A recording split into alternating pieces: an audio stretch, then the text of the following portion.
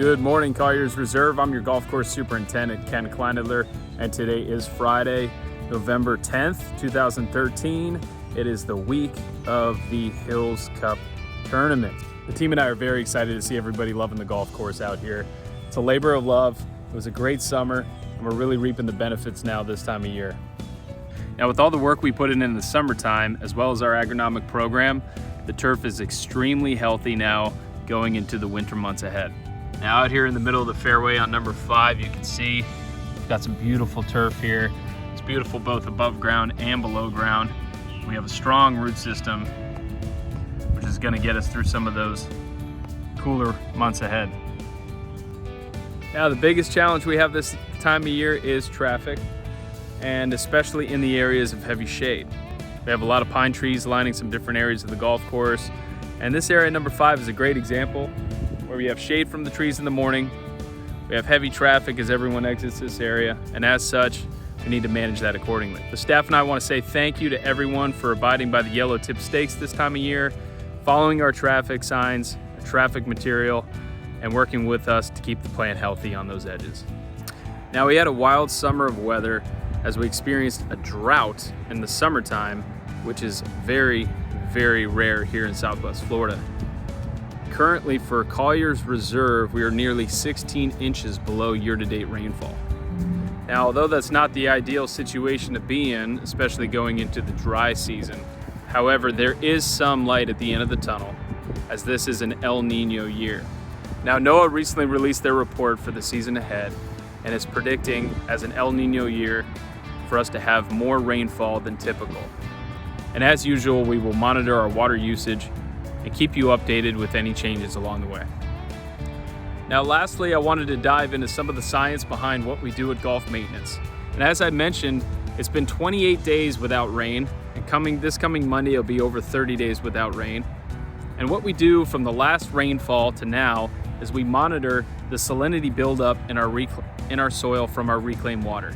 I've talked about this in previous videos. It's extremely important to monitor these levels, as high amounts of sodium can bump off beneficial nutrients such as calcium and potassium, which are huge for turf stress tolerance and also absorption of water and irrigation. Let's head back to the Natural Resource Facility, and I can show you a little bit more about this data in detail.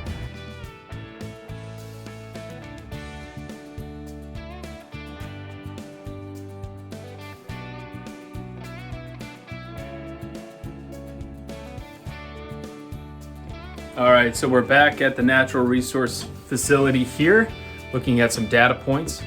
Now, this is our pogo meter like we've discussed in previous videos. This takes both moisture and salinity, as well as some other data points out there in the golf course, and we take daily measurements of these on our greens and fairways. Now, this is our greens that I've pulled up here. Let's look at the last 60 days. Here on October 14th, this marks the last time we received a heavy rain event. You can see we had some rain events before then.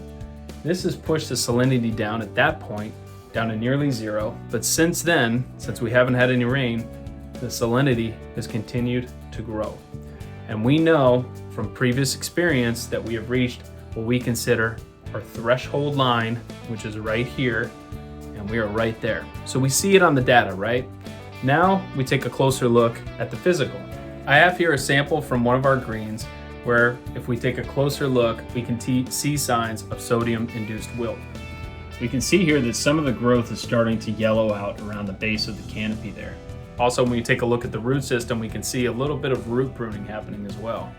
So you put all this together, and what does that mean? Well, it's telling us that it's time for a flush. And as mentioned, when you have too much sodium, it'll push away beneficial nutrients like calcium and potassium.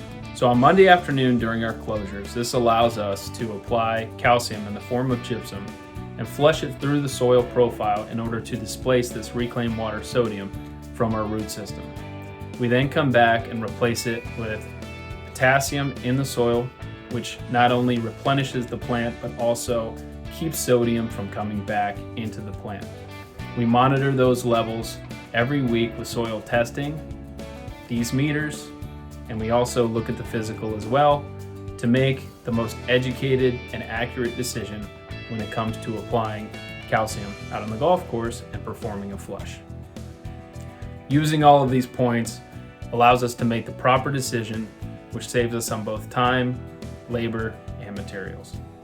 Well, I hope you enjoyed that golf course update as well as the agronomic looks behind the scene.